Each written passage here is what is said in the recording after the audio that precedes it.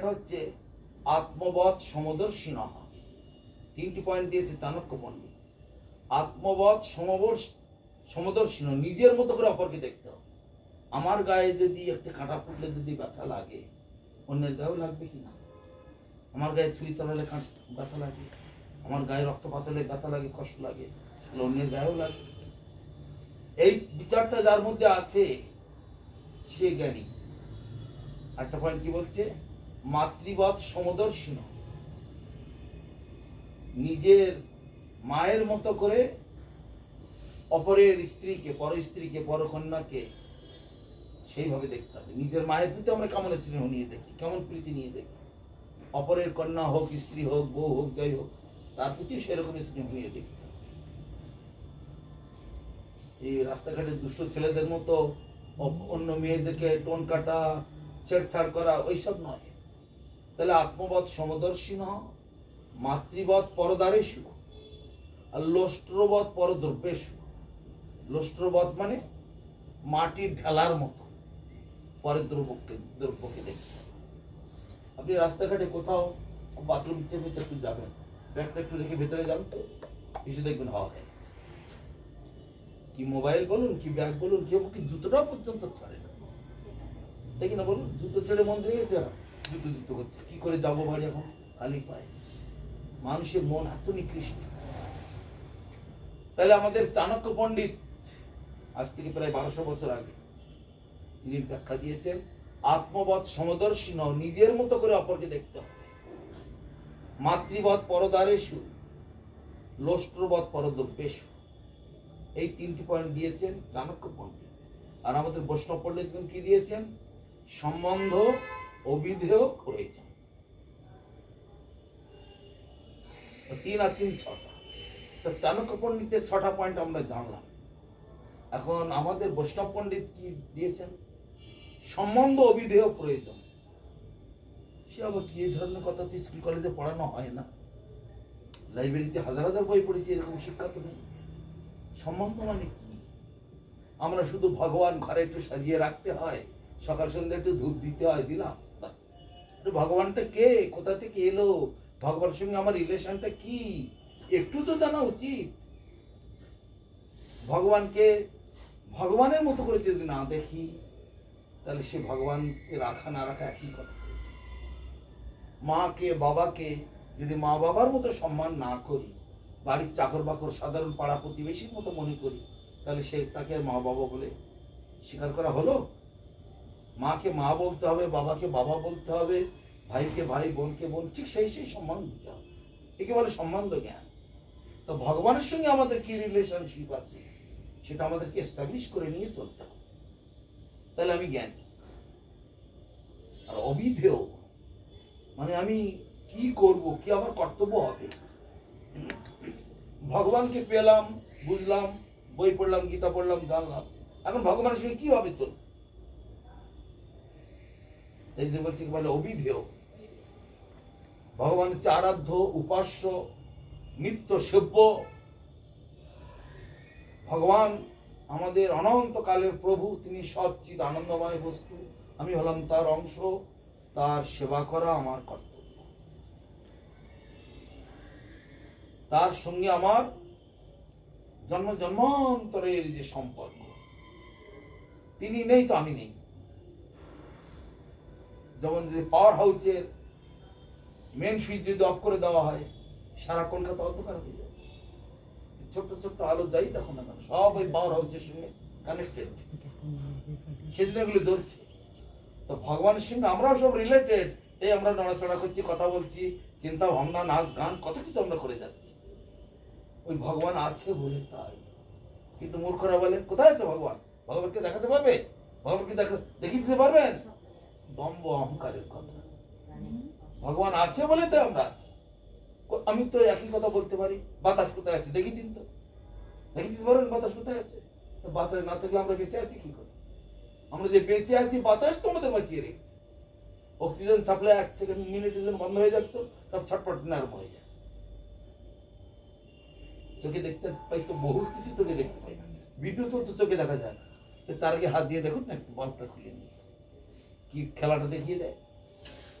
তাহলে এখানে চোখে দেখতে পাই না, কিন্তু অনুভব তো করা যায়। তো ভগবান হচ্ছে সেই সচ্চিত আনন্দময় বস্তু, তার সঙ্গে আমাদের সম্পর্ক। তিনি হচ্ছেন প্রভু, আমরা হলাম দাস। যেমন এই আলোগুলো সব পাওয়ার হচ্ছে দাস। রীতিমতো নিয়ম মতো তাকে আপনাকে মাসে মাসে পে কিছু করতে হবে, তার লাইন কেটে দিয়ে যাবে।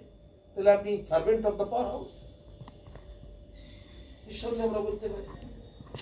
সে ভগবানের সঙ্গে আমাদের সম্পর্ক সেই, সেই জন্য আমরা সবাই সবসময় ভগবানের সেবা দিয়ে, সেই জন্য আমাদের প্রভু প্রভু বলা হয়, দাস, ভগবানের দাস আমরা। প্রভু কথার অর্থ হচ্ছে নিজের অহংকারটা যাতে না আসে। প্রভু মানে ভগবান, অপরের মধ্যে আমি ভগবানকে দেখব। কৃষ্ণ অধিষ্ঠান সর্বজীবে জানি সদা, করিবে সম্মান সবে আদরে সর্ব। প্রত্যেকের মধ্যে কৃষ্ণ আছে, তার মানে আত্মা আছে। আত্মা মানে প্রাণ, প্রাণ মানে কৃষ্ণের অংশ। এই যে এক্ষুনি বললাম, এই যে আলো মানে বিদ্যুৎ পাওয়ার হাউস, মানে হাত দিলেই শর্ট মারবে। তো অল্প করে পাওয়ার দেওয়া আছে, আমরা চট করে মরে যাবো না। কিন্তু মেন পাওয়ার হাউসের কাছে গেলেই তো টেনে নেবে চুম্বকে, কাছেই যেতে পারবে। এত পাওয়ার, কয়েক লক্ষ ভোল্টেজ সেখানে চলছে, এটা 220 ভোল্টেজ আছে, তাতে এক ঝটকা দেবে। তদ্রূপ ভগবানের সঙ্গে আমাদের রিলেশনশিপ, সম্বন্ধ অবিধেয়। তিনি নিত্য সেব্য, তার সেবা করা, নিত্য ধামেতে গোলক বৃন্দাবনে তো আমরা সেখানকার বাসিন্দা। সেই ভাব, সেই বিচার, সেই বুদ্ধি নিয়ে আমরা সবসময় তার সেবা করি। আর কি প্রয়োজন? প্রয়োজনটা কি? অন্তিমেতে একদম লাস্ট তাকে নিয়েই আমার, তার ধামেতেই আমার অন্তিম বসবাস। এখানে আমাদের কারো জায়গা নয়। এখানে যদি আমাদের জায়গা হবে, তো বাবা চলে গেলেন, চলে যাবার জন্য তো বাড়ি ঘর করেনি, চলে যাবার জন্য এত টাকা পয়সা জমা করেননি, চলে যাবার জন্য এত পরিশ্রম করেননি। চিরদিন থাকবেন বলেই তো করেছিলেন না, কিন্তু চিরদিন এখানে থাকা হবে না। এই কীর্তনটার মধ্যে সব আপনারা দেখতে শুনতে পেলেন। এখন সংসার সংসার করে মিশে গেল কাল, লাভ না হইল কিছু, ঘটিল জঞ্জাল। জঞ্জাল কেন বলা হচ্ছে? অধিকাংশ লোকের বাড়িতে দেখা যায় এই বৃদ্ধ বৃদ্ধা মা বাবারা বাড়ির জন্য একটা ঝামেলা হয়ে পড়েছে। বাড়িতে বৌমা এলো, তোমার মাকে অন্য জায়গায় দেখো বাবা, না তো আমি থাকবো না, না ফ্ল্যাট নেওয়ার। এ বাড়িতে টেকা সম্ভব না, ঘরে যাওয়া যায় না, মলমূত্রের গন্ধ, সবসময় এটা দাও ওটা দাও, সবসময় ওষুধ দাও, ডাক্তার দাও, এই কত জ্বালাতন সহ্য করা যায়। আমরা একটু বেড়াতে যাব, সন্ধ্যেবেলা ওদিকে রাস্তায় ঘুরবো, চাউমিন খাবো, এগ রোল খাবো, মোমো খাবো, কত কিছু। আর এখানে বৌমা, বৌমা সন্ধ্যে দিয়েছ, বৌমা আলু দিয়েছ, ঠাকুরের ঘন্টা বাজিয়েছ, কত এত ঝামেলা সহ্য করতে পারবো? অতএব এগুলো এখন মানে বিরক্তিকর। সেই জন্য কোনো দিন এই কলিযুগেতে সেই শিক্ষা আমাদের শুরু থেকে নেই। বাড়িতে যারা নবাগত ছেলেরা তবু খানিকটা সহ্য করে থাকে, তবু শেষ মেয়ে দেখা যায় তাদের কাছে ওটা বিরক্তিকর। বৌমাকে খুশি করতে ছেলেও তার কথা শুনবে, ঠিক আছে তাহলে মা বাবাকে বৃদ্ধাশ্রমে রেখে আসি। তারপর সেই জঞ্জালই তৈরি হয়ে গেল শেষকালে। এত সারা জীবন নিজে না খেয়ে ছেলে মেয়েদের খাওয়ালাম, লালন পালন করলাম, কিন্তু শেষমেশ আমার এই গতি। এ বলছে তাহলে এখানে কি পেলাম?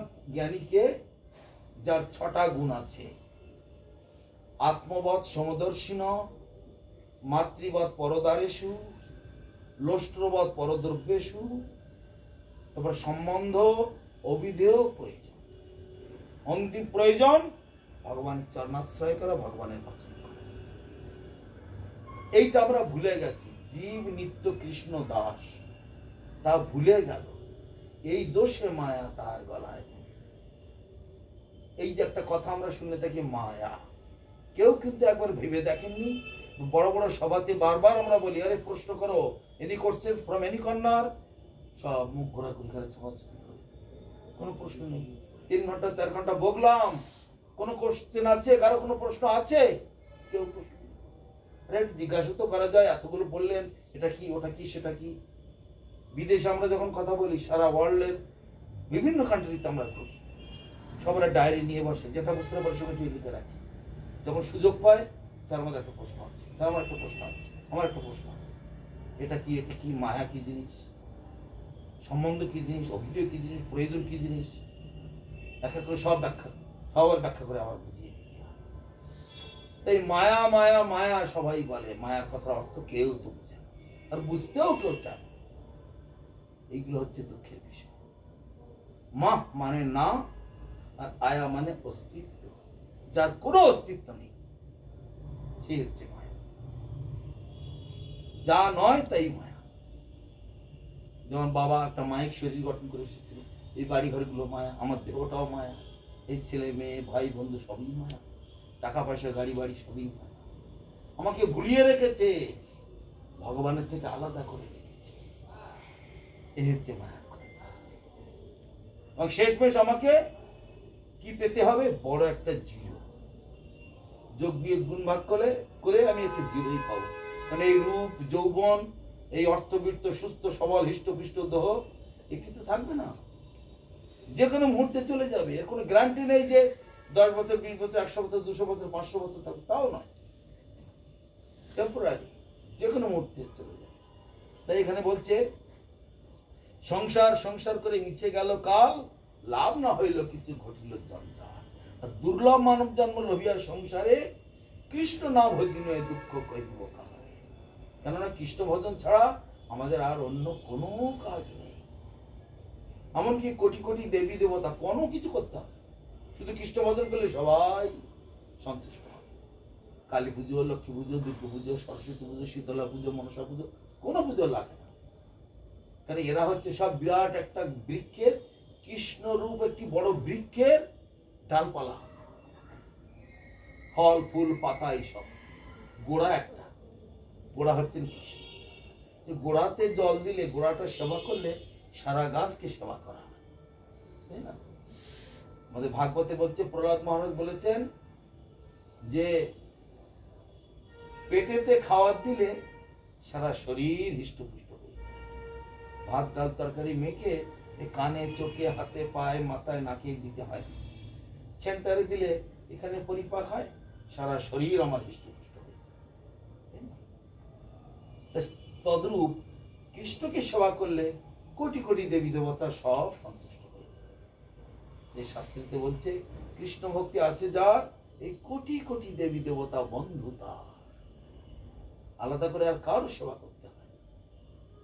তারপরে কি বলছে? তাই সে বলছে দুর্লভ মানব জন্ম লভিয়া সংসারে, ইহান কৃষ্ণ না ভজিনু এ দুঃখ কহিব কাহারে। কেবল মিশে এই সংসার, এটা হচ্ছে যাত্রা দলের একটা ফিল্ডের মতো, ড্রামা ফিল্ড, এটা আর কিচ্ছু। কেউ মা সেজে ড্রামা করছে, কেউ বাবা সেজে, কেউ ভাই সেজে, বন্ধু সেজে, ছেলে মেয়ে সেজে সব ড্রামা করছে। যার যখন পালা শেষ হয়ে যাচ্ছে, যে তখন আউট হয়ে যাচ্ছে, বাবার পালা শেষ, বিদায় নিয়েছে। আর এর মধ্যে কে কখন চলে যাবে তারও ঠিক নেই। সুপ্রিম যে কন্ট্রোলার, তার হাতে আবার চাবি কাঠি, আমার ইচ্ছা মতো চলবে না। এই করোনার সময় কে কত চলে গেল, হুটহাট করে চলে গেল, হারিয়ে ফেললাম কত লোককে। তাই বলছে এই মিছে সংসার করে আমার মিছে গেল কাল। কিন্তু যোগ বিয়োগ গুণ ভাগ করে শেষ করে দেখবেন লাভ কিছু হলো না, কতগুলো জঞ্জাল তৈরি। তার বলছে কিসের সংসারে ছায়াবাজি প্রায়। ছায়াবাজি কাকে বলে? কালী পুজোর সময় কত বাজিটা যে ফোটানো হয়, আহা কি মধুর কি মধুর, ওই কয়েক সেকেন্ড হুশ করে পুড়ে, তাই না? কি বলে? ছায়াবাজি। আপাতত মধুর, এই রূপ যৌবন, এই ধন সম্পত্তি সব ক্ষণিকের জন্য, ওই আতশবাজির মতো ছায়াবাজি। কিসের সংসারে ছায়াবাজি প্রায়, ইহাতে মমতা করি বৃথা দিন যায়। মানে আসল কাজটা বাদ দিয়ে এদিকে বৃথায় আমার দিনটা চলে যাচ্ছে। এ দেহ পতন হলে কি রবে আমার? পতন হলে মানে তখন আমি বৃদ্ধ হয়ে যাব, তখন আর কি রবে আমার? চোখের শক্তি নেই, কানেও ভালো করে শুনতে পাই না, ছেলে মেয়েরা ডাকছে, আমি 10টা কথা বললে একটা হয়তো কিছুটা শুনতে পাচ্ছি না, ওরা রেগে যাচ্ছে, এই বুড়ো জ্বালিয়ে মারছে, শুধু 10 বার বলে শুনতে পায় না। আর সে কি ইচ্ছা করে শুনতে পাচ্ছে না? তার বয়স হয়েছে, শরীরের যন্ত্রপাতি এখন উইক হয়ে গেছে, চোখে ভালো দেখতে পাচ্ছে না, কানে ভালো শুনতে পাচ্ছে না, হাত পা কাঁপছে। ভাত ফাত যা দিত, বাবা এটা খুব শক্ত, একটু নরম করে দাও না, এটা হজম হচ্ছে না, এত তেল মশলা খেতে পারছে না, গ্যাস হচ্ছে, অম্বল হচ্ছে, একটা অম্বলের ওষুধ এনে দাও, তা তো বলবেই, প্রত্যেকেরই সমস্যা। বুড়ো মা বাবাকে আমরা পড়ে পড়ে নানা রকম ভাবে তাদের উপরে দুর্ব্যবহার করি, কিন্তু একদিন সেদিন আমারও আসবে, সেটাও ভাবতে হবে। এ দেহ পতন হলে কি রবে আমার, কেহ সুখ নাহি দিবে পুত্র পরিবার, কেউ আমাকে সুখ দিতে পারে, মৃত্যুর হাত থেকে কেউ আমাকে রক্ষা করতে পারে। গর্ধবের মতো আমি করি পরিশ্রম, গর্ধ মানে গাধা, দিন রাত গাধার মতো খেটে চলেছে প্রতিটা মানুষ, কিন্তু কার লাগে এত করি, না গুছিল কম, কার জন্য করছি? সেই খাইতে তো হবে ওই 50 গ্রাম চালের ভাত, আর দুটো রুটি, রাত্রে দুটো রুটি, দিনের বেলা 50 গ্রাম চালের ভাত, এই তো। কোটি কোটি টাকা যতই জমাও না কেন, পেটে তো জায়গা নেই। ওই যে আম্বানিরা অদ্ভুত অদ্ভুত টাকা জমিয়েছে, কতটা খেতে পারবে? না না, অনেকগুলো টাকা জমিয়েছে বলে কি 2 মণ চালের ভাত খেতে পারবে? অনেক টাকা, অনেক গাড়ি বাড়ি, বলে কি 10খানা রুম নিয়ে শুতে পারবে? ওই 3.5 চাল, তার বেশি আর হবে না। ওই একটু গাড়ি জায়গায় শুতে হবে, অনেক টাকা আছে তো 10টা রুম বেডে শুয়ে।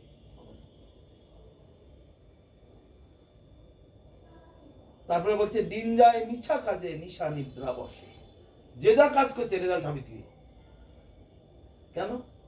সেন্টারটা হচ্ছে ওখানে, হেডকোয়ার্টার ওখানে, তার সঙ্গে রিলেশন নিয়ে যদি আমরা করি, তার সঙ্গে একটা সম্পর্ক সম্বন্ধ স্থাপন করে যদি করি, তাহলে একটা প্লাস পয়েন্ট। আর তাকে বাদ দিয়ে যখনই করছি, কেবল আমার সময় নষ্ট হচ্ছে। এগুলো হচ্ছে মিছে কাজ, যে যা করছি সব মিছে কাজের মধ্যে লাভ কিন্তু। তাই বলছে দিন যায় মিছা কাজে নিশা নিদ্রা বসে, আর রাতটা কেটে যাচ্ছে ঘুমোতে ঘুমোতে, কিন্তু নাহি ভাবি মরণ নিকটে আছে বসে, যে কোনো দিন আমার মৃত্যু হবে, কোনো গ্যারান্টি নেই। মাম্মি বাই বাই টাটা চললো অফিসে, ফিরে যে আসবে কোনো গ্যারান্টি দিতে পারবে না কেউ, কারো বলার ক্ষমতা নেই যে ঠিকঠাক করে ফিরে আসবে। এই যানবাহন আর এই এরকম ভিড়ভাট্টা শহর, কত রকমের মানে বিপদ রাস্তাঘাটে রয়েছে, কেউ কোনো গ্যারান্টি দিতে পারে না। তারপরে কি বলছে, ভালো মন্দ খাই হেরি পরি চিন্তায়, বাজারে গেলে কোনটা ভালো, টাকা পকেটে যত গরম তার তত রান্নাঘরও গরম। তাহলে ভালো মন্দ খাই হেরি পরি চিন্তাহীন, নাহি ভাবিয়ে দেহ ছাড়িব কোন দিন, দেহ গেহ কলত্রাদি চিন্তা অবিরত। দেহ মানে শরীর, গেহ মানে ঘর, কলত্রাদি মানে আত্মীয় স্বজন বন্ধু বান্ধব, এদের চিন্তা, ছেলেটা মেয়েটা নাতিটা, ফোন করে কে কেমন আছে না আছে, চারিদিকে সবসময় সকলের খবর নিচ্ছি। প্রেশার হাই হয়েছে, কারো লো হয়েছে, কেউ পড়ে গেছে, মাথা ঘুরে গেছে, সঙ্গে সঙ্গে তৎপর হতে বলছি, আমিও চলে যাচ্ছি। সবসময় ওদের চিন্তা, কিন্তু আমার আসল চিন্তা কিন্তু আমার নাই। সম্বন্ধকে আমার নাই। ওই যে সম্বন্ধ অবিধেয় প্রয়োজন, সম্বন্ধ নেই, অবিধেয় নেই, প্রয়োজন। আমি যেন অন্য জগতে, ঠিক জানো একটা পশু পক্ষীর মতো জীবন আমার। তো পশু পক্ষী জন্মাচ্ছে, মানুষগুলো জন্মাচ্ছে, পশু পক্ষী খায় দেয় বড় হয়, তো মানুষও খায় দেয় বড় হয়। যৌবন কালে সে পশু পক্ষীরা মেলামেশা করে, মানুষও তাই করে। পশু পক্ষীদের বাল বাচ্চা হয়, মানুষেরও বাল বাচ্চা হয়। পশু পক্ষী খায় দেয় ঘুমোয়, মানুষও খায় দেয় ঘুমোয়। পশু পক্ষী বুড়ো হয়, মানুষও বুড়ো হয়। পশু পক্ষী মরে যায়, মানুষও। Then there is no difference between animal and man. Human and animal, no difference. সব সমান হয়ে গেলাম আমরা। তাহলে সবার উপরে মানুষ সত্য আমি কি করে বললাম? কোথায় আমার দম্ভ? কিসের দম্ভ? কিসের অহংকার? সবার উপরে মানুষ সত্য, তার উপরে এত বড় সার্টিফিকেট নিয়ে ঘুরে বেড়ালে হবে না। মানুষ সত্যটা প্রমাণ করিয়ে দেখাতে হবে। তাই বলছে দেহ গেহ কলত্রাদি চিন্তা অবিরত, জাগিছে হৃদয়ে মোর বুদ্ধি করি হত। হায় হায় নাহি ভাবি অনিত্য এসব, জীবন বিগতে কোথা রহিবে বৈভব। জীবন যখন চলে যাবে তখন কোথায় থাকবে আমার এই বৈভব, আমার ছেলে মেয়ে, আমার বাড়ি গাড়ি, আমার ব্যাংকে টাকা, গাড়ি, তারপরে এত সম্মান, এত বড় ডিগ্রি, চাকরি করেছে অমুক, সেগুলো কোথায় থাকবে? তারপর কি বলছে, শ্মশানে শরীর মম পড়িয়া রহিবে, শ্মশানে পড়ে থাকে। যদি কারো পোড়াবার লোক থাকলো সে পুড়িয়ে দিল, চার মুঠো ছাই হলো। কারো যদি পুঁতে দেওয়ার লোক থাকে তো পুঁতে দিল, ওই কতগুলো ব্যাকটেরিয়া এসে সব খাবে, খেয়ে দুর্গন্ধ, সেই এলাকা দিয়ে লোক হাঁটতে পারবে না।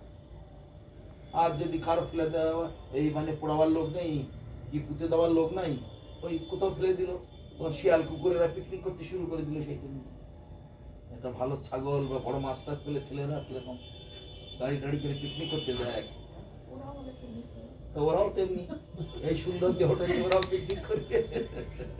এই শীতকালে দিন পেলে আর কি শিয়াল কুকুরেরা পিকনিক করবে, যেটাকে ভালো ভালো সাবান, ভালো ভালো ক্রিম, পারফিউম দিয়ে দিয়ে পালিশ করে গুছিয়ে রেখে, তো সেই দেহটার এই করছে। এটা হচ্ছে ওদের মশলা। তাই বলছে কুকুর শ্রীগাল সব আনন্দিত হয়ে পিকনিক করিবি আমার এই স্বাদের দেহটা নিয়ে, মানে মহোৎসব করবে। যে দেহের এই গতি তার অনুগত, সংসার বৈভব আর বন্ধু জন যত, অতএব মায়ামোহ ছাড়ি বুদ্ধিমান। যিনি প্রকৃত বুদ্ধিমান হবেন তিনি কি করবেন? নিত্য তত্ত্ব কৃষ্ণ ভক্তি করুন সন্ধান। একমাত্র নিত্য বস্তু, সত্য বস্তু, শাশ্বত বস্তু, যেটা অনাদিকাল থেকে ছিল, আছে এবং থাকবে। It is unchangeable, unchallengeable. কেউ এটাকে চেঞ্জ করতে পারে না, কেউ এটাকে পরিবর্তন করতে পারে না। সে হচ্ছে নিত্য, সনাতন, শাশ্বত। সর্বকালে এটা ছিল, আবার সর্বকালেই থাকবে, আছে, সর্বকালেই থাকবে। যখন পৃথিবীতে জগতে কোনো মানুষজন ছিল না, ধর্ম কিন্তু ছিল। আবার ভবিষ্যতে হয়তো কখনো কেউ থাকবে না, কিন্তু ধর্ম থাকবে। এটা কেউ কখনো চেঞ্জ করতে পারে না। কিন্তু ধর্মের নামে জগতে যেগুলো দেখা যাচ্ছে, এগুলো ধর্ম নয়, এগুলো হচ্ছে সম্প্রদায়। সম্প্রদায় মানে হচ্ছে ম্যান মেড রিলিজিয়ান, আর ধর্ম মানে হচ্ছে গড মেড রিলিজিয়ান। ধর্ম হচ্ছে একটা, সম্প্রদায় আনলিমিটেড। এই হিন্দু ধর্ম, খ্রিস্টান ধর্ম, বৌদ্ধ ধর্ম, শিখ ধর্ম, জৈন ধর্ম, ইহুদি ধর্ম, আব্রাহাম, কত কি সব। এমনকি প্রত্যেকটা ধর্মের মধ্যে আবার অনেকগুলো করে ডালপালা। মুসলমানদের মধ্যে 40-50টা ডালপালা।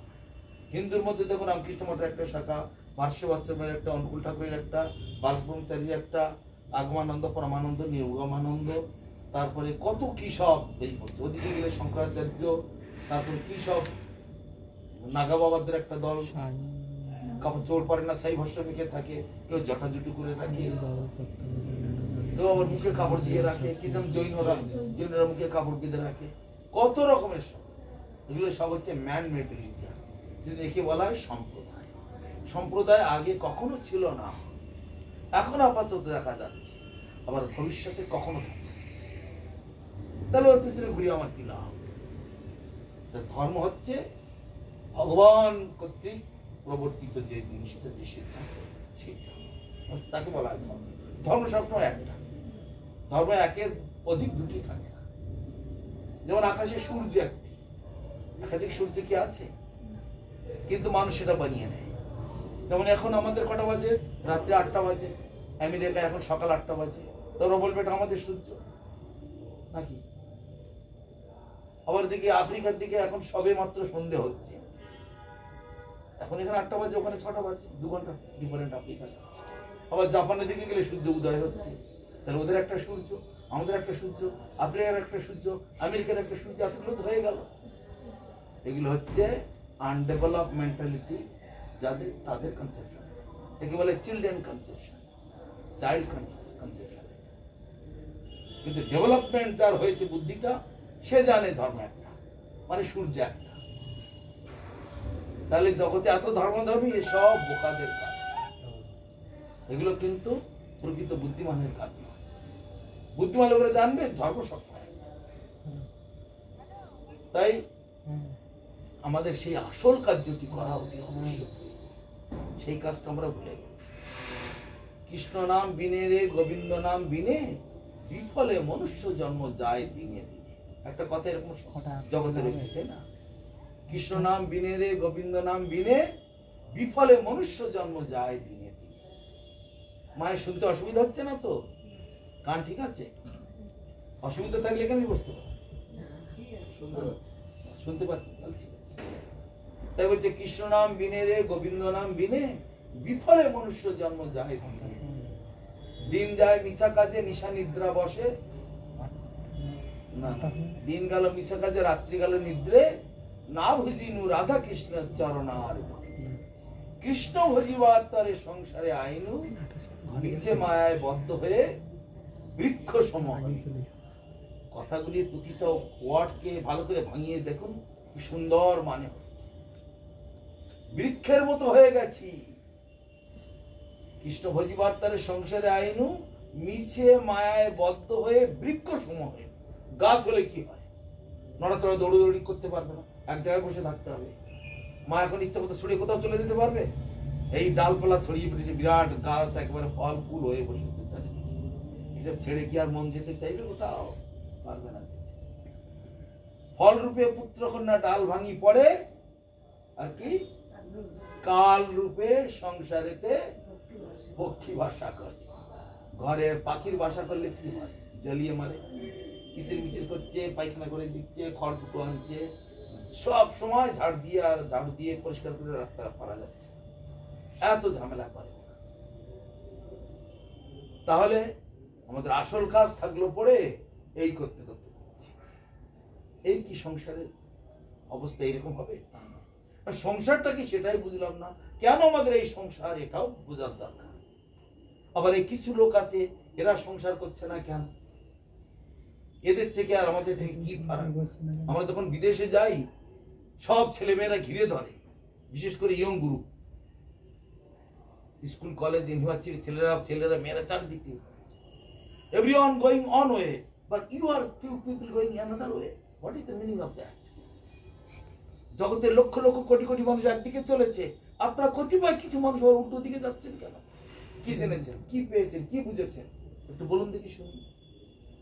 আর আমাদের দেশের লোকেরা তা করবে, টিটকেলি মারবে, ইয়ার কি দেবে, কেউ কাপড় ধরে টানবে, কেউ বলবে ওই দিনে সাধু রাতে চোখ, কত রকমের সব এরা মানে নিন্দা মন্দা করবে, সমালোচনা করবে।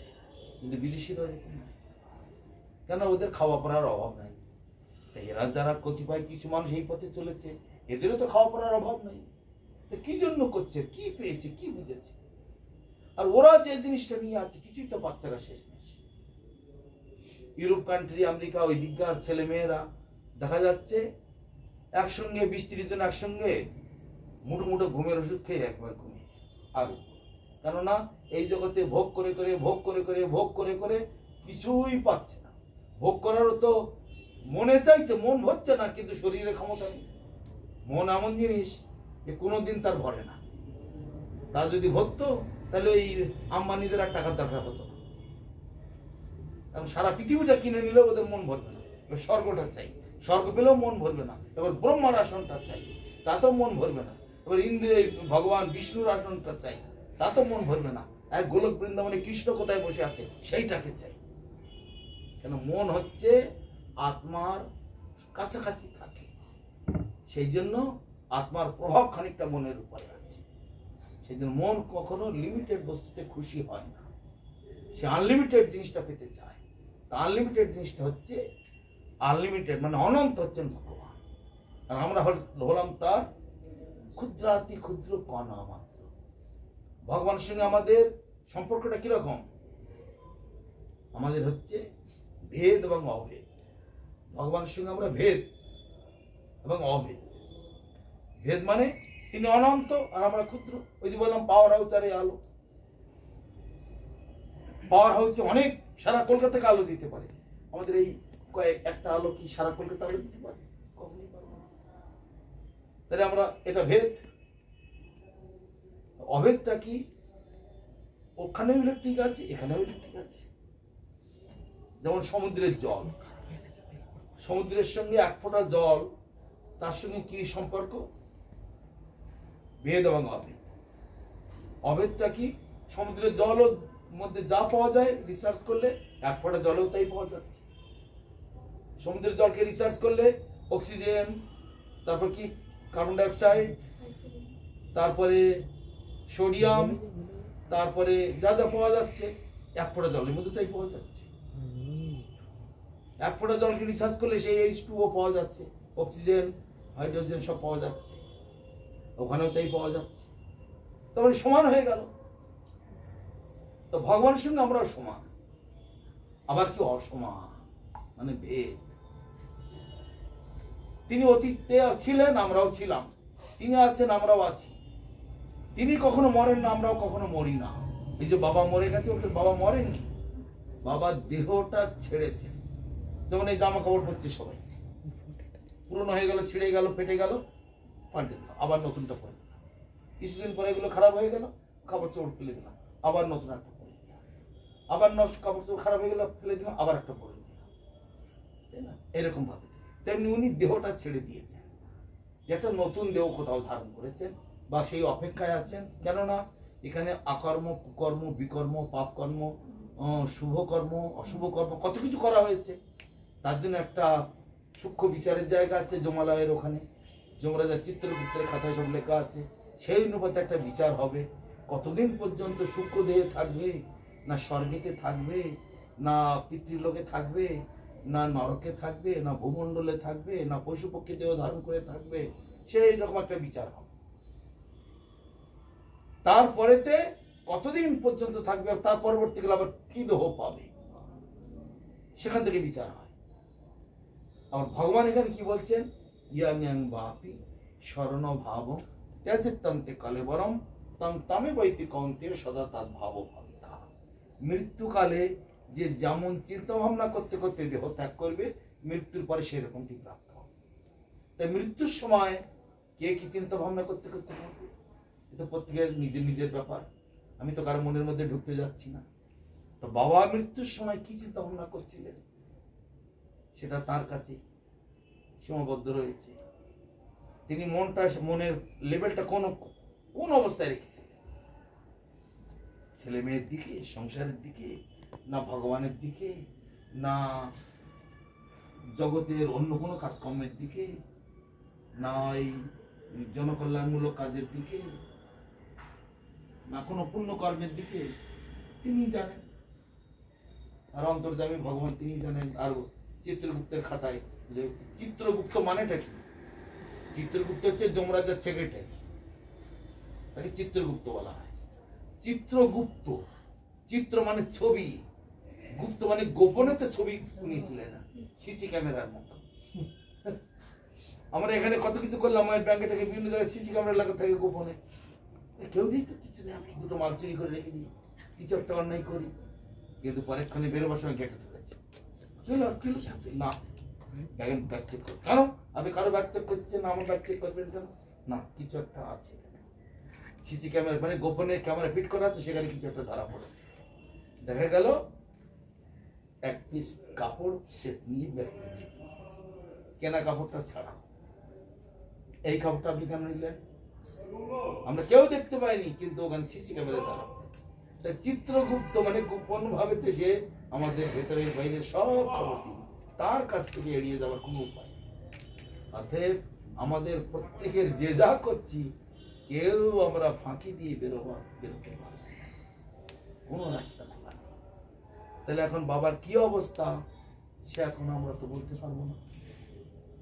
যদি উনি সাধন ভজন করে থাকতেন, সেরকম একটা রেজাল্ট পাবেন। আবার এখন আমাদের মানে একাদশীর গ্রন্থেতে অনেক কথা বলা আছে।